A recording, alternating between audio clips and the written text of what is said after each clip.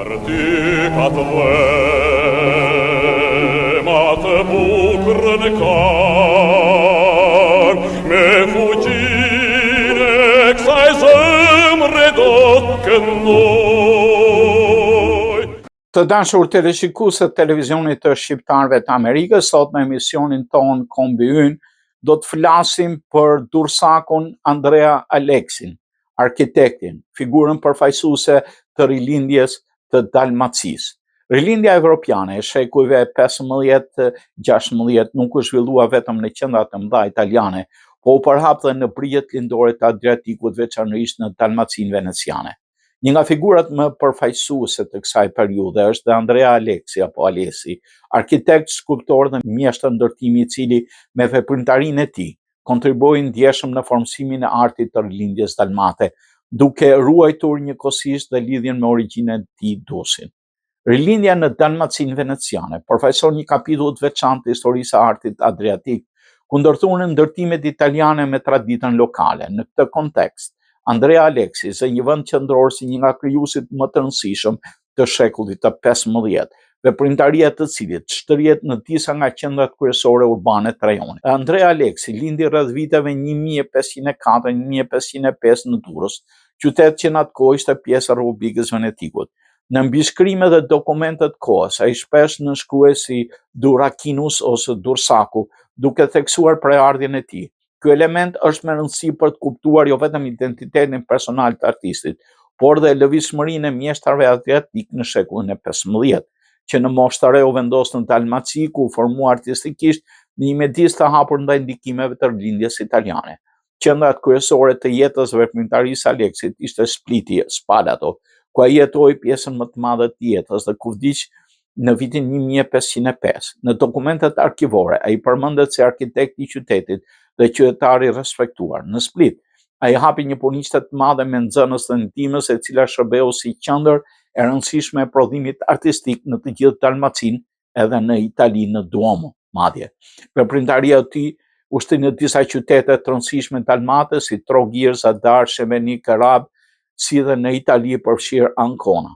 Kjo shtrirje gjeografike dëshmon për reputacionin e tij për integrimin e plot në rrjetet profesionale të Adriatikut të rilindjes. Ndër krijimet kryesore të Andrea Aleksit përmendet pagëzimorja e katedrales së Trogirit, e konsideruar kryevepra e tij dhe një nga monumentet më të rëndësishme të rilindjes dalmate, kapela e Shën Katerinës për dominikanët në Split rreth vitit 1448, nga e cila sot ruhen fragmente skulpturore, relievet e Shën Jeronimit në kodën Marian, punime karakteristike të stilit të tij të pjekur, punime në katedralen e Shebenikut dhe në Loggia dei Mercanti në Ancona. Në këto vepra vërehet një sintezë e qartë midis traditës skulpturore lokale dhe parimeve formale të rilindjes italiane.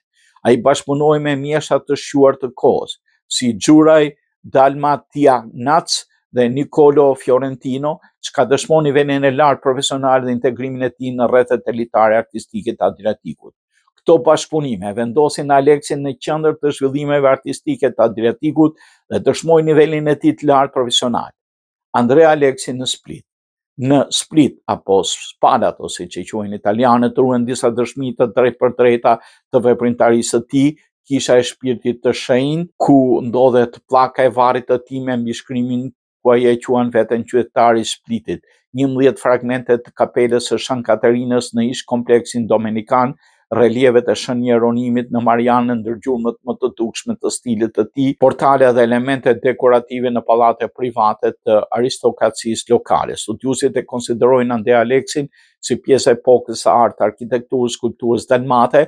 Veprat e tij përfaqësojnë një sintezë të armonishme midis traditës lokale dhe ndikimeve të rilindjes italiane. Fakti që ai theksonte vazhdimisht origjinën e tij dursake e bën Aleksin një figurë të rëndësishme edhe për historinë e artit shqiptar. Historia moderne e konsideron Andrea Aleksin si një nga figurat kyçe të epokës së artit, arkitekturës dhe skulpturës dalmate. Veprat e tij ruhen ende si monumente të rëndësishme të trashëgimisë kulturore dhe përfaqësojnë një dëshmi të rolit aktiv të mjeshtrave me origjinë nga hapësirat shqiptare në historinë e artit evropian.